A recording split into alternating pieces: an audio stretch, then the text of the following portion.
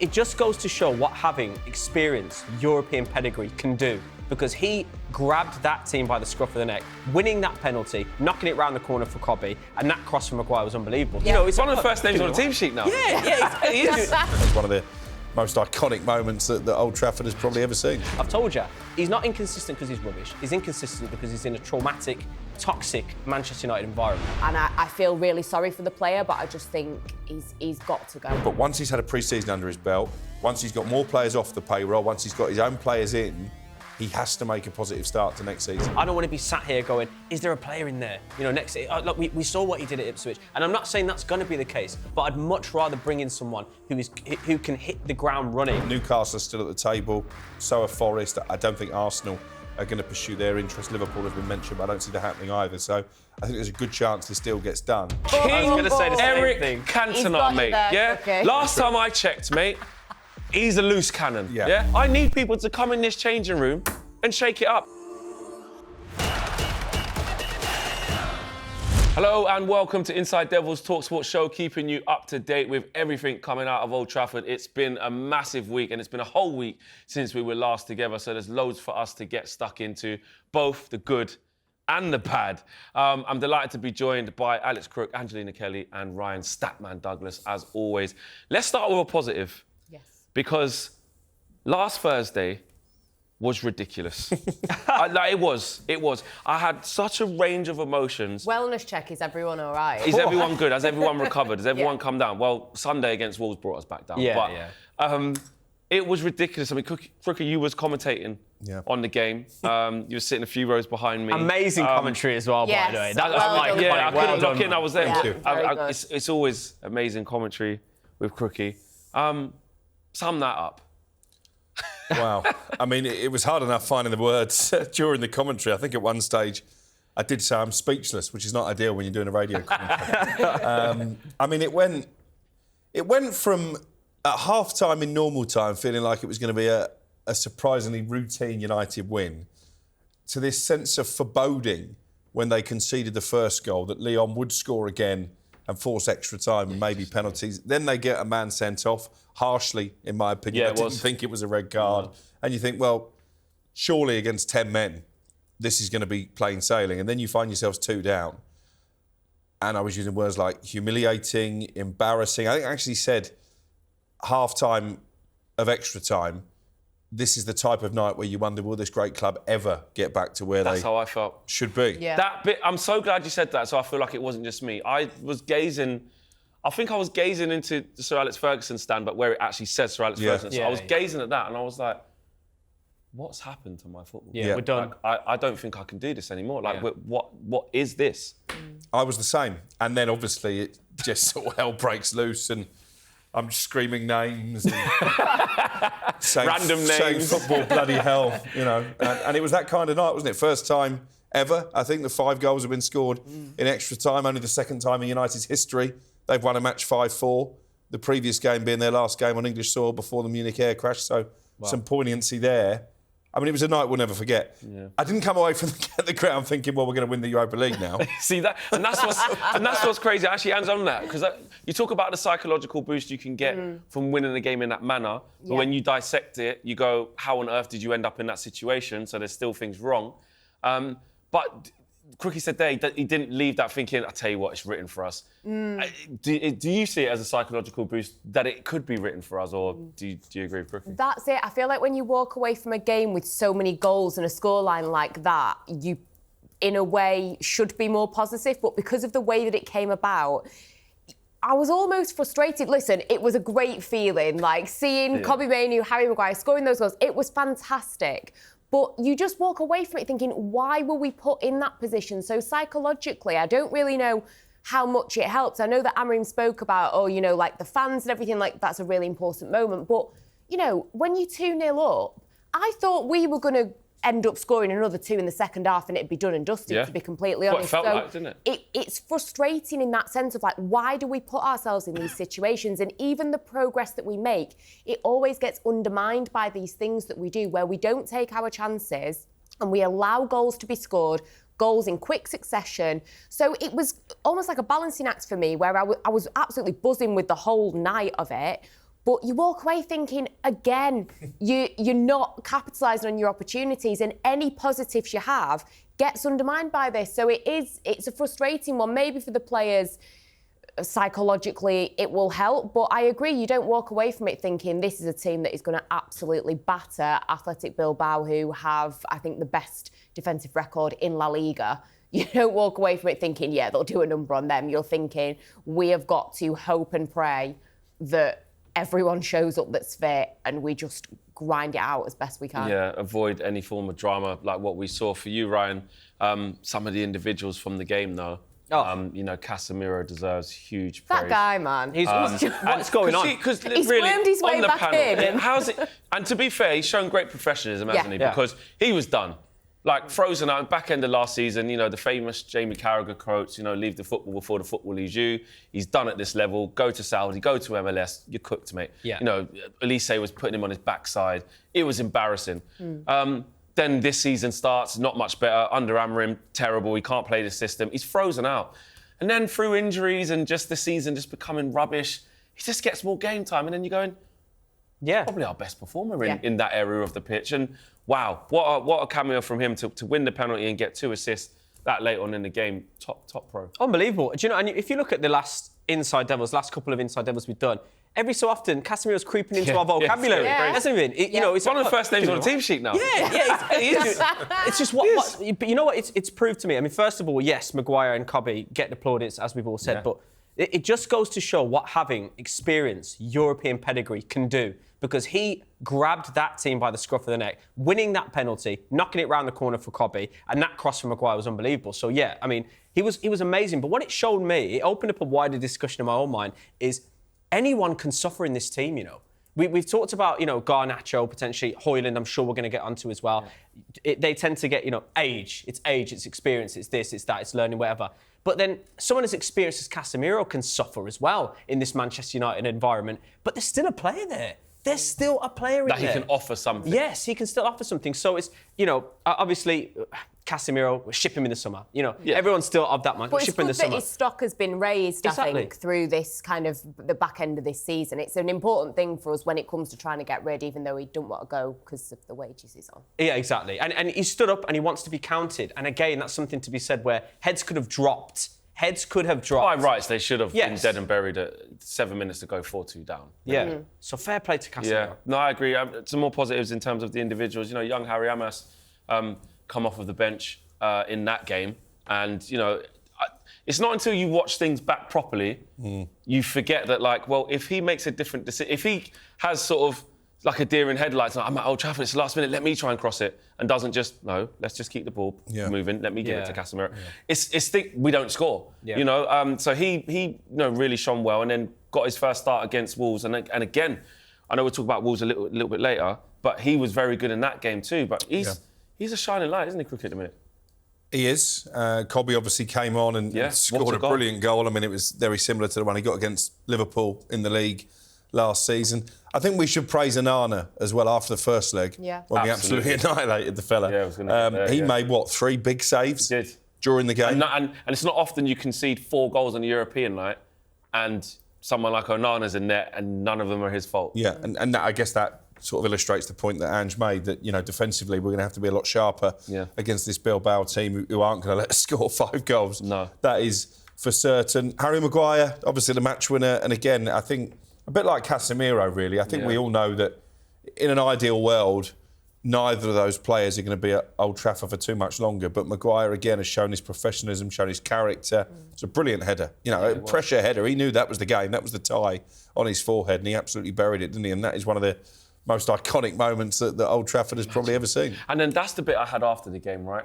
Where all of this feeling, Ange, right?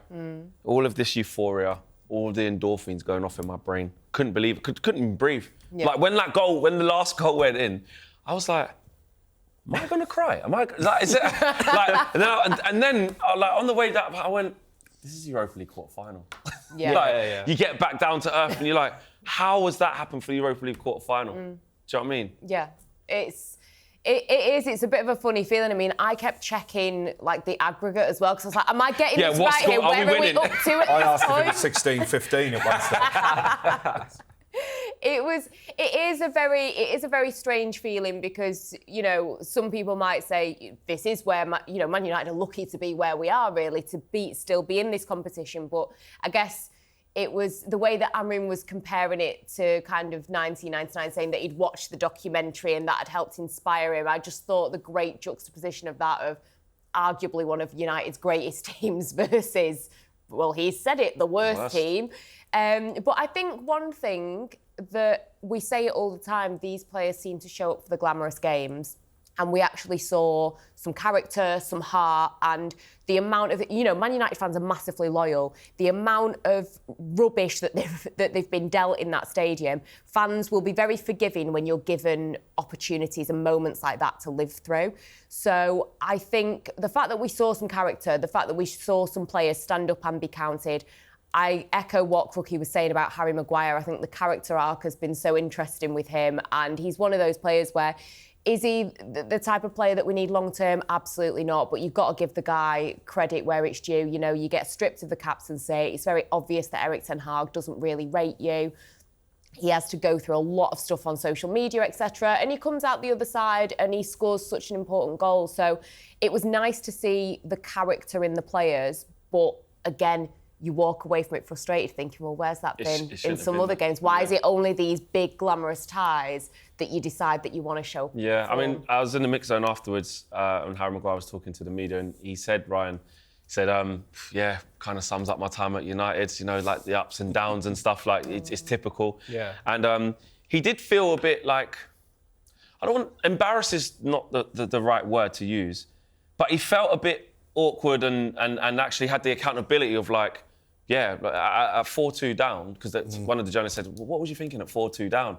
And it's like he didn't really want to say what they were actually thinking at 4-2 down. Do you know what I mean? Because it was like the criminal behaviour on display to end up at 4-2 against 10 men. I think they were probably in shock as well. They were. Much like the rest of the stadium. Exactly. It's like the players trying to articulate themselves of how they felt in that moment. Yeah. It's almost like a blur. They couldn't explain how they'd actually come back. Yeah. Because it was almost like there's nothing left to play for. Like, when you think about what the fallout was going to be, do you know what I mean? The fallout. I'm not saying Ruben would have got sacked. No. Right? He wouldn't have got sacked. But the press, the negativity. The press, and, mate, even fans. Yeah. A lot of people I know a lot of United fans that are like, Flex, nah. Yeah. No, you can't lose however many games we've lost. Well, he's lost, 11? How many games he lost in the league? 16? I'm choosing to blur that stat out. You can't. Yeah, we lose count. You can't lose that many games. He hasn't made anyone better. Look at Vito Pereira. Look at David. Not for me.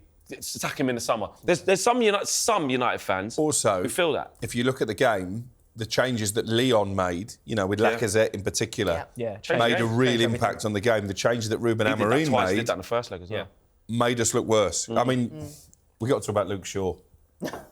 He looked absolutely shot to bits to me, Luke Shaw. He looked like he'd forgotten how to play football. Yeah. I was shocked. He's been out for ages. He hasn't started a game in over a year. 4.5 years. And Amorim even said he was only supposed to play like 15, 20 minutes, but then he went extra time, so he couldn't even play against Wolves. He was out of the whole squad. Yeah. Do you know what? I feel really bad for Luke Shaw, though. I've got to say, I've got to put my empath hat on here. He's played next to nothing, and he's just getting thrown back into, you know, what was an electric, you know, atmosphere, an electric night.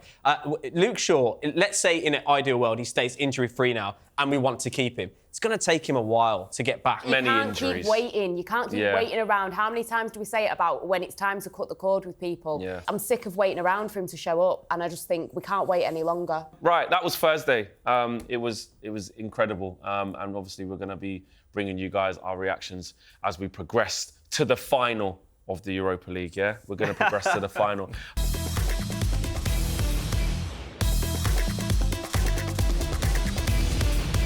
There was a game on Sunday in the Premier League that did bring us back down to earth, and that ended in a 1-0 loss against Wolves.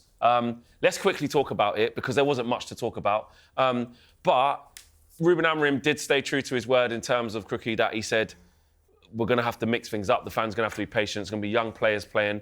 Tyler Frederickson and Harry Amas, although we lost the game, just on those two, they were really good. Yeah, they were. And, you know, I think it's a great opportunity for some of those young players. I've got to be brutally honest with you here.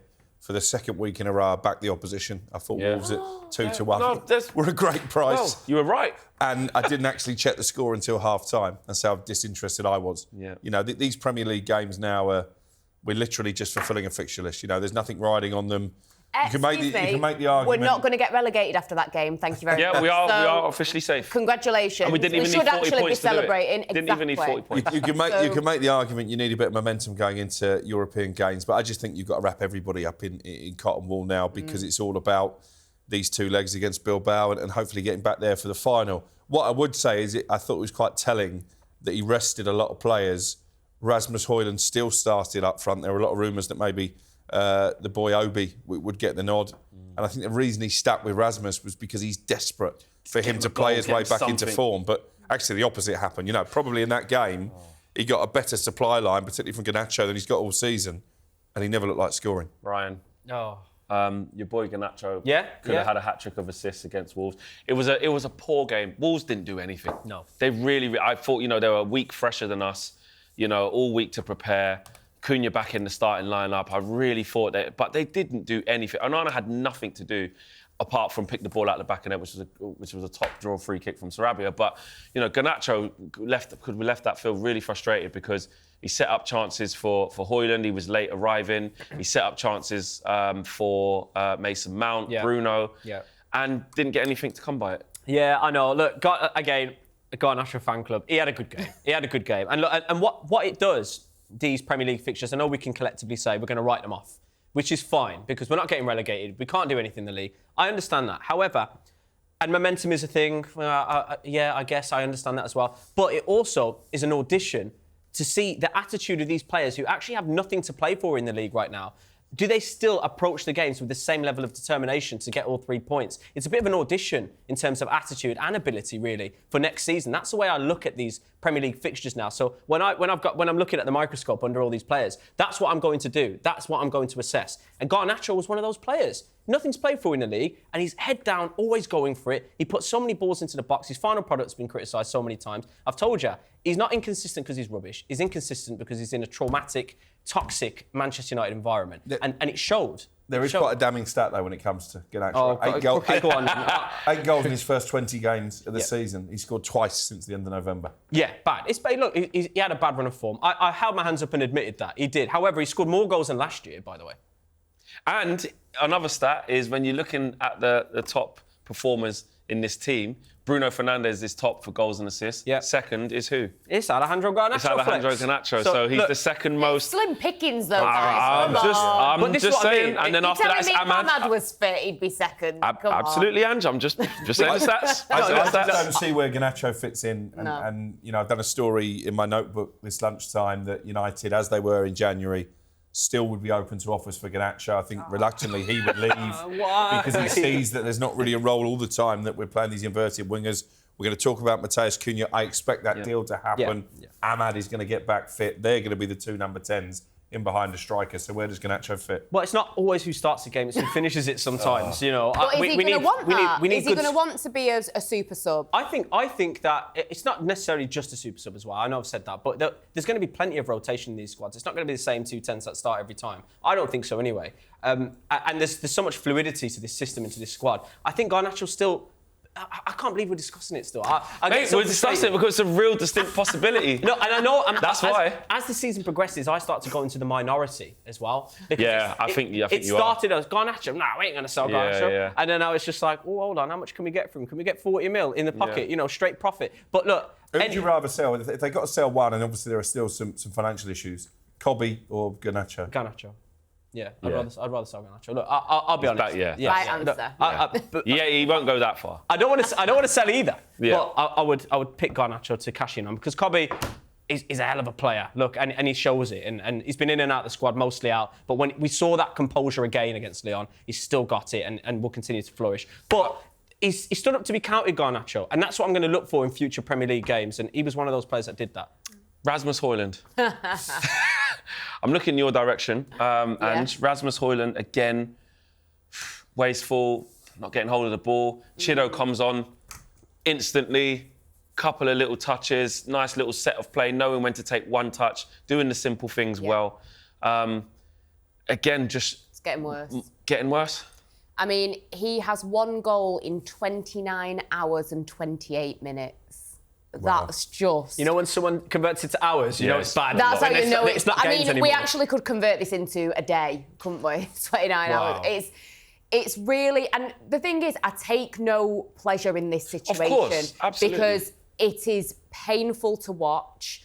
I get that Ruben Amorim was trying to protect him, saying, you know, the team need to score goals. Yeah, we get it, but you can read between the lines of what he's saying.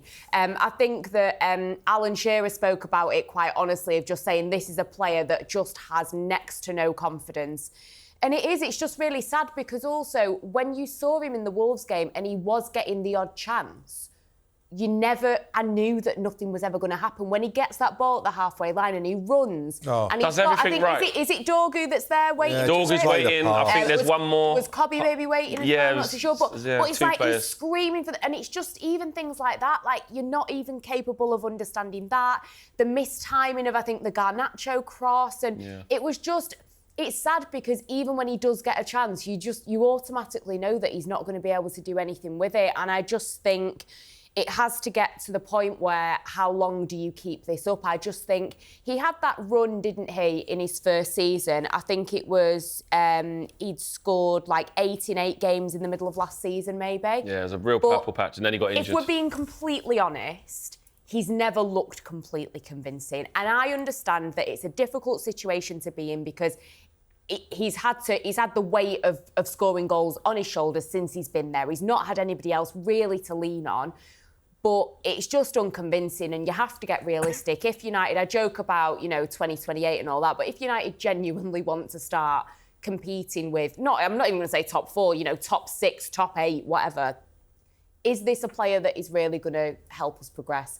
I don't think so. And I feel really sorry for the player, but I just think he's got to go. I just don't see how you can turn things around after this. And if he does, amazing, but I can't see it happening. Yeah, I agree. I mean, it looks like he's taken this move, which I don't blame him, but he's taken this move far too early in his career. Yeah. United have hung him out to dry with no help. The price tag that was put upon him, which is obviously not his fault, was ridiculous. Should never have happened. Even if Rasmus Højlund was 30, 35 million with what we're getting, we'd still be saying, well, that 35 million didn't really work out. Let's move on. But upwards of 65 with the add-ons, etc. It's a really bad one. Away from him, just before we finish off on the Wolves game, because like I said, it was a dead rubber.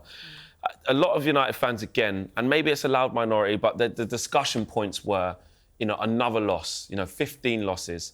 And I know we say that it doesn't matter, the league is done, but realistically, we're probably going to lose more games, especially in the manner we're going to face these games. I think we'll win 1 game between now and the end of the season. And West Ham at home, potentially. 17th could happen. And that's what I mean. 17th could genuinely happen. I just wanted to ask you, Crookie, Vitor Pereira's gone in there, quick success. Do we need to be talking about Amorim and the fact that this is really, really bad, or does it negate the fact that we're in Europa League, the chaos that happened mid-season, the players that we all say aren't good enough, the wholesale change that need to come in? Is that enough of a mitigating factor for us to sort of be like, yeah, but OK, 17th, just forget about it? Or... I don't think you can compare the two projects. No. Wolverhampton Wanderers have a history, that group of players that, they turn it on when a new manager is appointed. And then almost when they decide they've had enough of that particular manager, they down tools. So like us then? Like United. That's what we do. So I'll be interested to see if Pereira can finally be that manager, first one probably since Nuno, and they even gave up on him in the end, who can get a tune out of that dressing room on a consistent basis. United, there were so many problems that Ruben Amorim walked into. The Rashford situation he had to deal with, and I know there's a briefing going around today from the Rashford camp that he's not closed the door on a return to Manchester United. That won't happen. Do you believe that? Is that won't because happen. he's realised he ain't going to Barcelona now? Has the penny finally dropped? Could he come back? Would United fans accept him back? Is there a way? That won't happen all the time. Ruben Amorim is in situ. No. Because he's decided. I'm convinced of that. Yeah, he's decided for various reasons that they want to go in a different direction and that the Rashford's not going to be part of the journey. I think Angelina's hitting the nail on the head that this dream move to Barcelona probably isn't going to happen. So they've got a bit of a political game to play between now and the end of the season. It was great to see him score at the Etihad last night, by the way. I enjoyed that one from Agent Marcus. And good luck to him. But again, I'm not sure that whatever club he joins, you're going to see any more than an initial spurt and then him regressing, as we've seen at United. But in terms of Amorim, he had that situation to deal with.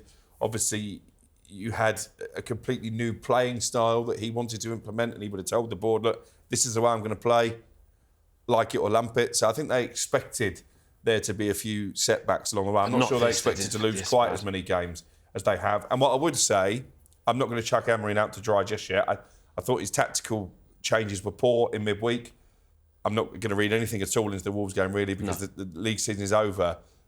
But once he's had a pre-season under his belt, once he's got more players off the payroll, once he's got his own players in, he has to make a positive start to next season. He does. This is it, isn't it? Because you think about it, the further we're dropping down this table now, is it, 3 million per place now we're losing or something like that?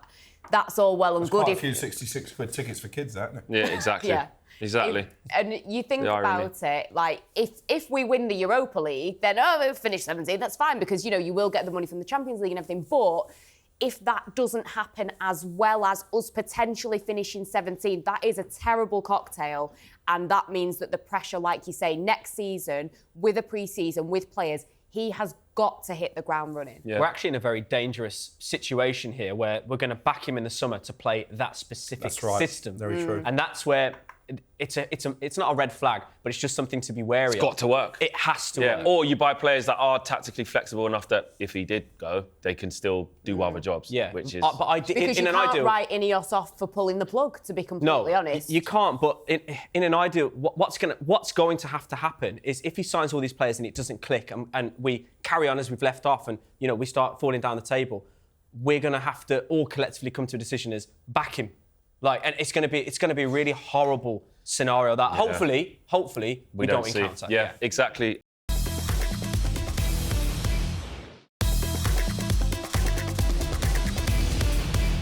Right, it's going to be difficult to see us winning much more games. Crookie says one more, and that'll probably be against West Ham, who are just below us. They're probably the only team that we think. Well, we've still got to play Villa. Beat. Obviously, we've got Bournemouth this weekend. Difficult game. Brentford away. Brentford away. I Chelsea saw away. them beat Brighton. Yeah, Chelsea. It's not going to happen. I think I'm going to go to the Chelsea game as a fan. Why? Well, I might come with you. I don't know.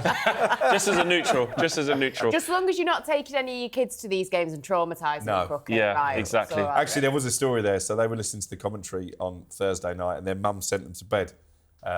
Unbeknown to her, they did carry on listening to the commentary. Oh, good. In bed. Under the sheets. So I might have let the cat out of the bag there. Yeah. Love that. Right, let's move on to something we do want to talk about, something that is a bit more positivity, and that is transfers. Because we've talked about how rubbish we are and how everything needs to change at Man United. Well, who's going to do it? New players is what's going to do it. And Mateus Cunha has been the big talking point over the last few days, Crookie. A release clause of £62.5 million.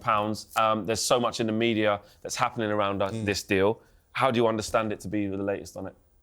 Well, we actually broke it a couple of weeks ago that Manchester United was showing strong interest in Cunha. And the source that gave me that information said, I expect this deal to go through. And it does look to be the case. He's held what have been described to me as positive talks with the hierarchy, more about the football project than I think the finances. They've not yet really got too far down the line in terms of a contract, but they see him as someone who can play in that number 10 role, can play as a striker if needed, but I think more so in behind a number 9. I think he fancies the idea of joining a club like Manchester United. He's not necessarily too fixated by whether there's going to be Champions League football on offer or not. So I think it's really positive. Newcastle are still at the table, so are Forest. I don't think Arsenal are going to pursue their interest. Liverpool have been mentioned, but I don't see that happening either. So I think there's a good chance this deal gets done. The one question mark for me would be his character and his temperament. I'm not convinced he's the most popular player in that Wolves dressing room. And he's got 2 suspensions this season that were avoidable. But I just I have seen that worry that a lot, and I actually looked into his disciplinary record. Oh, hello, Flex. Right. Yeah, because I thought, you know what? Sometimes we get these narratives that something happens in a condensed period of time and it's easy to tarnish the player as that. So I thought, let me look at a bigger sample size. 266 games he's played. How many red cards do you think he's got? 5? No, less. 3. Less. 2. Less. You're joking me. He's been sent off once. Once. He's been sent off once. And that was the Bournemouth game. And that was in the Bournemouth game, which was fairly recent. Highest... And you had the Ipswich incident as well. And the Ipswich incident. Like, don't get me wrong, I know he's got the suspension in this, but by and large, he's not a serial offender of someone who's always suspended. This is a condensed period. They're fighting relegation. It's heated, etc., etc. And I think in those 266 odd games, he's got, I think, 41 yellow cards. And when he was at Hertha Berlin, I think he had like a season high of like 9 yellows in a season. I think he's got like 8 for Wolves. So this isn't a player. Ugarte makes more fouls. Bruno's got more reds in his career. Casemiro, I think we need to focus. Though, is it? It's the manner of sending off. It's the manner. Look, he took the geezer's glasses. Shouldn't do that, right? But the glasses wearer, but at the same time, I'm not happy about that. That is the one thing I am worried about. Yeah, as a glasses wearer, I can understand why it's painful. Right, but at the same time, Crookie, I know this is a crazy comparison, but the principle remains the same. Go on. Mate, your favourite player is King Eric Cantona. I was going to say the same thing. King I was going to say the same Eric thing. Cantona, mate. There, okay. Last time I checked, mate, he's a loose cannon. Yeah. Last time I checked, Carlos Tevez was a loose cannon. Yeah. Last time I checked, Roy Keane was a loose cannon. Wayne Rooney, I guess you put Wayne that bracket as Rooney, well. mate, was a loose cannon. Skinhead Rooney. So at the end of the day, you know what? You've made a very if we're good case. turning our nose up at Matheus Cunha, who's taken a pair of glasses off someone in a heated exchange, and yes, it's heated, they're fighting relegation. I need that. Yeah. I need people to come in this changing room and shake it up. And I also do think, no disrespect to Wolves, I do think Matheus Cunha is the sort of player as well that will come into this environment and be like, right, okay, right, I'm here. This is a big club. Humble him maybe a little bit. Humble him down a little bit. So basically, to my point, I don't see there being a problem with the couple of mishaps. I think there's been way too much made out of it. Yeah. Personally. Taking someone's glasses, kung fu kicking a fan. I mean, I think. Yeah. But just on the player, Ange. Yeah. The ability of him. You know, I think it was 12 goals, like 6 assists last year, 14 goals this year in counting. You know that the goals are there. You know that the goal contributions are there. You know the quality is there. Is he a player that you think slots in seamlessly, and that's the type of player we should be going for? 100%. I think also it's the fact that he already plays in this system, I think we've spoken about before, that makes you feel a little bit more comfortable with him arriving at Man United. I know that there's a stat that the longest percentage of time spent walking in the Premier League this season, he's at the top of it with Is that a genuine stat? Apparently, that's on Opta, yeah. But 77.6%. you've got to play the game in the right way. But he does make a lot of high-intensity sprints, so maybe it's a case of, preserving energy or something. He has got very good numbers when it comes to interceptions. So is it a case of he's able to maybe read the opposition's passes rather than, maybe running around like a headless chicken? Exactly. No point running around like a blue-ass fight, is there? yeah, look at Berbatov, man. Berbatov, he played at his own pace. The walking So the walking worried me at first, but when I deeped it and I thought about it, I was like, it doesn't concern me too much. That's fine. Unbelievable stat, though. Yeah. But But look, how much is it a Man United signing? Like the person who walks the most? Like that's who Man United have signed. But no, I think it would be a great signing. It would be a really exciting signing for Man United. I'd be more how does than it happy accompany with Bruno, and what happens? Do you envisage Bruno playing deeper generally in this system, or is this perfect to take the reliance off of Bruno to be the only sole creator, and those two in a 10 is like a positively scary outlook? That's how I see it. I think just taking a little bit of...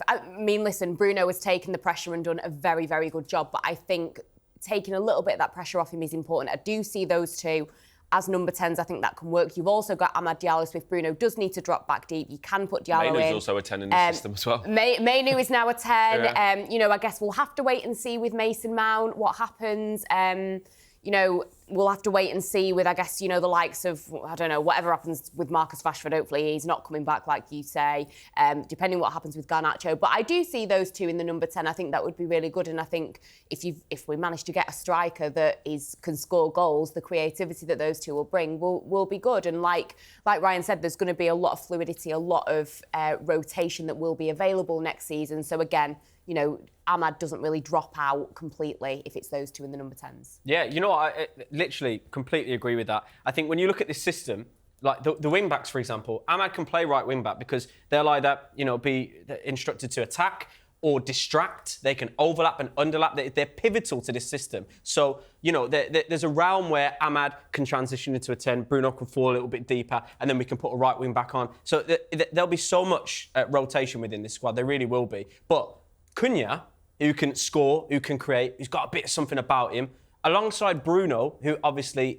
he's our star guy, with a goal scorer, with a proper goal scorer up top. I tell you something, that immediately, like you've said, Cunha being added to the mix immediately changes immediately us, better. makes us better. Yeah.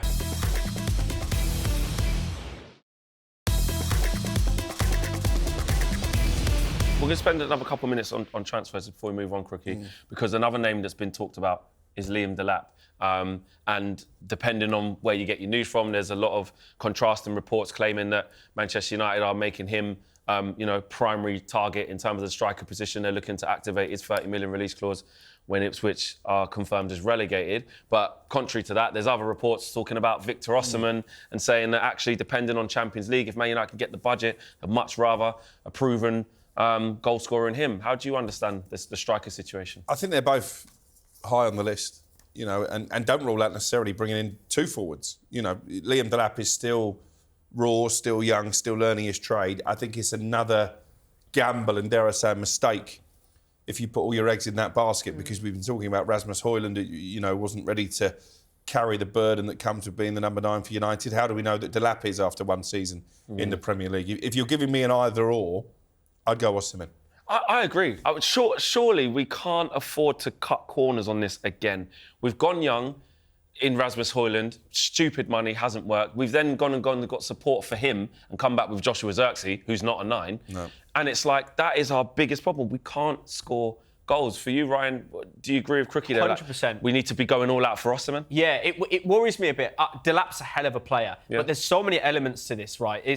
It's still, like you say, cutting corners. There's an element of it's a punt. It is still a punt, and we don't need to take any more punts. I don't want to be sat here going, is there a player in there? Next, look, we saw what he did at Ipswich, and I'm not saying that's going to be the case, but I'd much rather bring in someone who can hit the ground running. And you're still going to have that question of, can they adapt to the Premier League? Yes, but we know that they can score goals. Even when we signed Højlund, he wasn't banging goals away when we signed him. 9 goals is best, I think. Yeah, he wasn't banging goals away. So look, we need an Osimhen. We do, or Gyökeres. I know that ship sailed, but that's the calibre and the kind of strikers that we need. I'd take Osimhen over Gyökeres as well. I still think there are doubts over Gyökeres at the top level. Yeah, you've thought that for a while, haven't you? You're not really 100%. You watch, he'll go to Arsenal and score 30 goals next season. Yeah, he probably will, because he's unbelievable. But no, it's fair play. I know you can sometimes get that vibe off a player, and like Liam Dilap for 30 million. I mean, in terms of that being a great opportunistic signing in terms of where we're currently shopping, the aisle we can currently shop in, especially if we don't get European football. Is that the right type of profile we should be looking at? Young, English, the price point is good. There's a body of work there this year. I know it's 1 year, but there is something there. There's definitely something there. You can understand why they're interested, but I agree with Ryan saying, there's so many different levels to this, and I just think bringing somebody in like that, it is a massive risk. And like Crookie said, we've been sat here talking about Rasmus Højlund. I don't want to have to do the same thing again. I think when you look back at Man United over the last decade plus, we've been so desperate for a competent striker. And I just think this is the one area of the pitch where Ineos maybe need to not be so narrow-minded with what they want of the age bracket of this, of that, etc. We just need somebody, the most likely person to hit the ground running. So I agree with you guys in that Osimhen is the best person for Does Dilap have that over Højlund, the fact that he has proved it in the Premier League? He's better than Højlund. He's better than Højlund, right? He's better than Højlund. And that kind of contradicts what we're saying. He's way better. The bar's low saying someone's better than Højlund. But 12 Premier League goals, double figures at one of the worst teams we've seen in the league. Yeah. I just think, again, that step up, and it's no disrespect to him or to Ipswich or whatever, but let's call a spade a spade. Making that jump to Manchester United is absolutely massive. I don't know him, I don't know what's going on behind the scenes, but how do I know? How can I trust that this is somebody that is ready to take that step up mentally, physically, everything? There are no reassurances. So for me, that's the only reason why I am a little bit concerned about it. Yeah. Also, Manchester City have a buyback. And my sources there are suggesting they're not going to take up that option to buy him back. So, if we want to get back to competing for league titles, should we be going all in for a player that Manchester City have discarded? It happened with Morgan Rogers. It happened with Cole Palmer. It's happened with Pedro Porro, Douglas Luiz. That they've got some. They were right on James Sancho, though. Yeah, James Sancho was right. They were right James on him. Trafford's at Burnley. I would have him in goal. I think it depends on the type of player it is. I just think that I disagree. I just don't want to cut corners. Just lastly on this, Ryan, the wages though. We do talk about we don't want to break our wage structure, etc., etc. Is Victor Osimhen the type of player that would come in and obliterate that sort of intent that we're trying to have on the squad? Probably. Probably. 250 plus. Yeah, let's minimum. be real. Casemiro's got to be out. Yeah, but this is the thing. And Crook And Willie B. Exactly. These are all the balancing acts of can we actually afford If we Exactly. get rid of Rashford, maybe that wage, that'd free up a bit. Yeah, Exactly. we have to sell. Your Sanchos have to go. Your Rashfords have to go. Casemiro, unfortunately, he'll have to go. It's who we cash in on. But Osimhen's going to require the big salary. In an ideal world, right, we don't have Xerxes and Højlund, and we can bring in Osimhen and Dilap.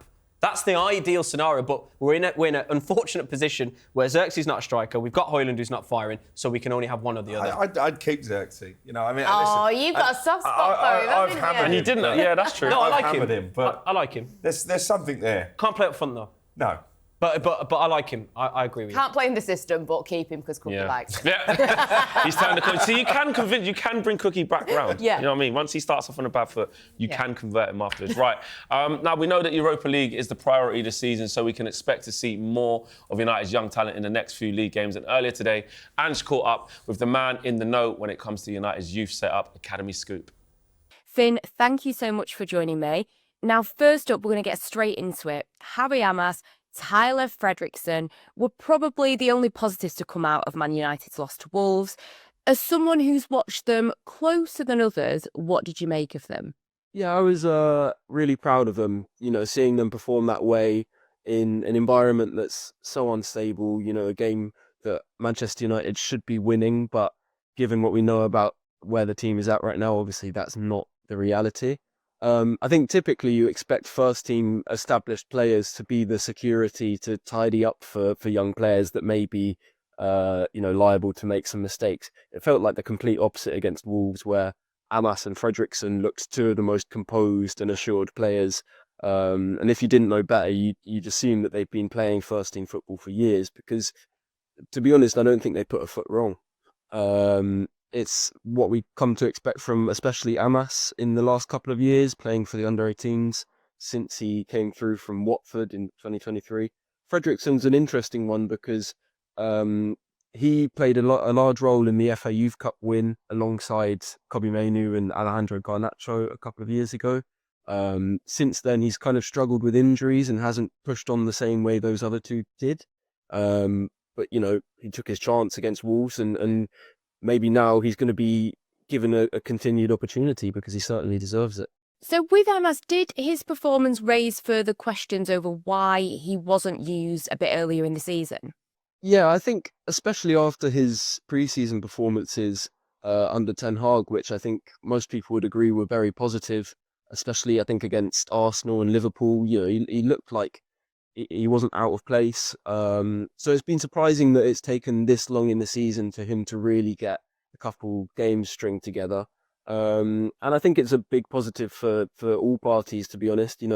Maybe takes a little bit of pressure off Patrick Dorgu, who hasn't really hit the ground running yet. Obviously, Amorim has played him on the right a couple of times, so I wouldn't be surprised if that's a wing-back pairing that we see going forward. So the club and Amorim will be really happy that Amas has proved that he is ready for that, responsibility and that challenge, because he's stepped up to the plate brilliantly.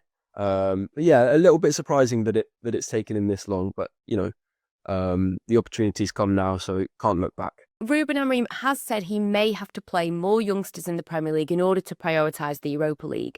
Who do you think has a realistic chance of getting an appearance between now and the end of the season? Who should people be looking out for? I'd say there's two names that stick out to me alongside the ones that we've already seen in the first team. The first one would be Jack Morehouse. He's a kind of an attacking midfielder. I think he'd slot in really nicely in that left number 10 position. He's very athletic, really, really powerful runner, and he can carry the ball brilliantly, which is something that United maybe don't have in the first team at the moment. He's been playing fantastically for United's under-21s this season. very highly rated internally, and we've seen him on the bench a few times. So I think I wouldn't be surprised if he was to be given a debut before the end of the season. And he's a player I really enjoy watching for the under-21s. And I'd also say Bendito Mantato. He's a really versatile player. He plays primarily at right wing for United's under-18s and under-21s, although a lot of people have drawn similarities to someone like Quenda, and the qualities that he has that allows him to be an effective wing-back.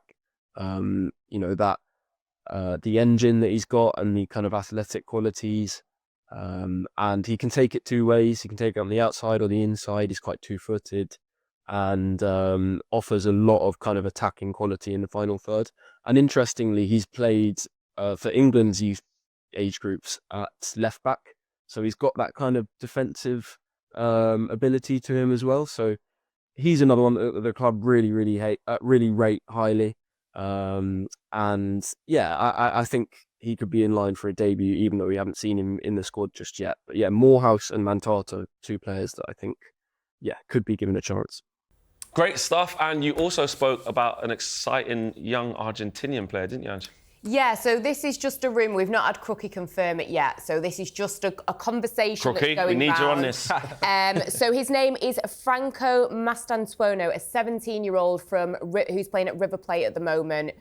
Dubbed as one of the most exciting prospects in South American football, can play as an attacking midfielder, can also play in a number 10 position. So we were talking about Ganacho, but, and Marcus Rashford, etc., if some of those players go out, even if we get someone like Cunha in, at 17, he's probably got like a little bit of room there to go through, a bit of academy football maybe. He can be progressed into that. They do view him a little bit more like a Lenny Yoro, reportedly, that it could be that he is one of these young players brought in with a mind for the future. He does have a £38 million release clause. So that is Lenny Yoro money. Well, a little bit less, but yeah, it is a lot of money. Like we say, this is just a rumour that is going round. We don't have it confirmed yet. But the full chat on all of that, and also the fact that Chino Obi is not in that Europa League squad, which is winding me up. A good chat about that will be on the talkSPORT Man United YouTube channel, so we can check all that. That is the type of signing that I think you're going to see more of. That was part of the remit, I think, when Jason Wilcox came in. So it wouldn't surprise me if there is some substance to that. Yeah, and we definitely have seen that shift, to be fair. One thing Jason Wilcox is good at, I know at Southampton he said, listen, what did he leave there? But actually the work he did at City, when you look at the production line through there, that's probably his bread and butter. And since he's come in, Sekou Kone, Chido, Aiden Heaven, Diogo Leon, we keep forgetting about him. He signed, still delivered. He's coming in, the young Paraguayan, in the summer. So that emphasis on young players coming through definitely is there. And remember, the full 10-minute interview with Academy Scoop will go out on the talkSPORT YouTube channel and the specific talkSPORT Man United channel as well. Make sure you guys check that out. Right, that's it for another episode of Inside Devils. Thank you for joining us, and thanks to Crookie, Ange and Ryan. And we'll be back on Tuesday after that Bournemouth game. We'll see you next time. Take care.